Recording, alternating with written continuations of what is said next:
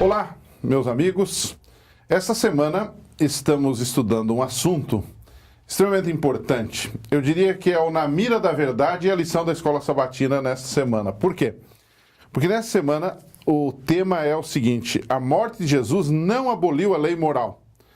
Mas o autor da lição colocou alguns textos bíblicos, quase todos ou todos do apóstolo Paulo e quase todos no livro de Romanos, sobre alguns textos que parecem indicar que a lei de Deus foi abolida. E nós vamos então rapidamente ler esses textos e dar um toque em cada um deles, que você deveria fazer isso com a sua classe também. Ler os textos e explicar esses textos aí. Um deles é Romanos 7, verso 4, que diz assim: assim, diz ele, meus irmãos, também vós morrestes relativamente à lei, por meio do corpo de Cristo, para pertencerdes a outro, a saber, aquele que ressuscitou dentre os mortos, a fim de que frutifiquemos para Deus. Muita gente pega esse texto e diz assim: olha, nós não precisamos mais guardar a lei porque estamos mortos para a lei.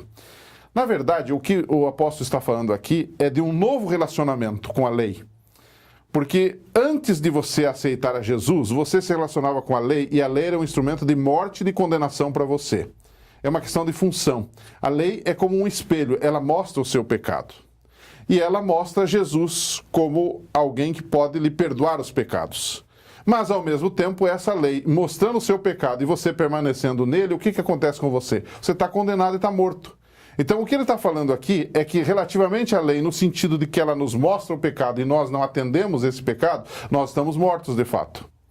Nós estamos perdidos, condenados de fato. Então, o que temos aqui em resumo em Romanos 7,4 é o seguinte: antes de Cristo em sua vida, o pecador está sob a condenação da lei. Com Cristo ele se liberta desta condenação.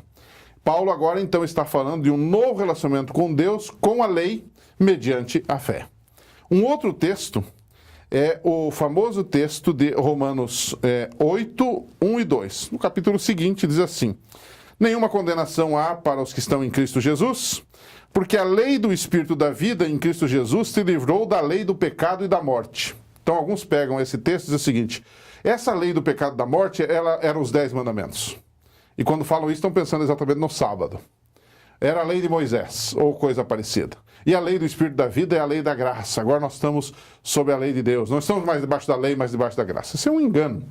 Porque, na verdade, o que o apóstolo está falando aqui? Lei do Espírito da vida e lei do pecado da morte é a mesma coisa. Lei do pecado da morte, quando eu não aceito a Cristo, porque a lei diz: você é pecador, você está sujo, você está imundo. E eu não aceito a Jesus. Então, ao não aceitar a Jesus, essa lei tornou-se uma lei do pecado da morte, porque ela só me condena. Agora, quando eu aceito a Jesus, ela passa a ser a mesma lei, a lei do Espírito e da vida, né? E eu trouxe uma ilustração chocante para você hoje. Talvez não deveria levar isso lá para a igreja, mas talvez numa faquinha pequenininha você consegue. Eu tenho aqui nas minhas mãos uma faca. Essa é uma faca gauchesca, que eu ganhei de alguém, de presente, é apenas para coleção, né? Esta faca aqui é um instrumento de morte? Sim. Mas pode ser um instrumento de vida. Não pode? Com esta faca eu corto pão para alimentar os meus filhos. Com essa faca eu descasco uma laranja.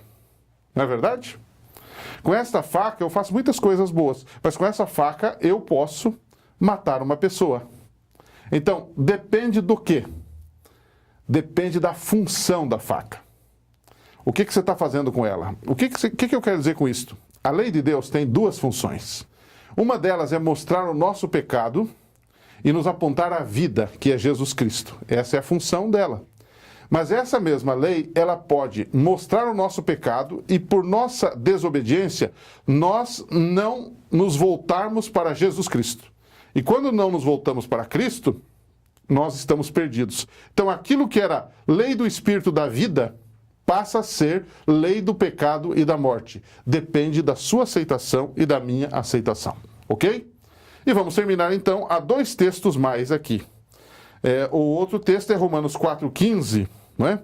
Onde o apóstolo nos fala de que nós temos uma lei que suscita a ira, e onde não há lei também não há transgressão. Ele está aqui falando exatamente da função da lei, que é mostrar o pecado. Onde não há lei, não há transgressão. Ou seja, já que existe lei, também existe pecado. Por quê? Porque a lei mostra o pecado. E eu pergunto, ela é em si má por causa disso? Não.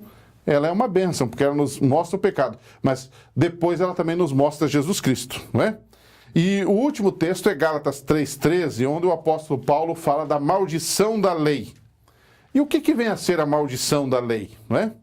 A maldição aqui, amigo, é a morte como sentença condenatória do pecado. Então, nós temos a maldição da lei, da morte. Mas, por outro lado, a Bíblia também diz que em Jesus Cristo nós temos o quê? Temos vida e vida eterna. Então, a lei condena, é verdade, ela condena, não é? Porque eu vejo que eu estou errado, mas, ao mesmo tempo, a lei me aponta uma solução. Eu posso estar resgatado da maldição da lei também. Pense nisso, a gente se encontra aqui, nesse espaço, nesse canal, na semana que vem.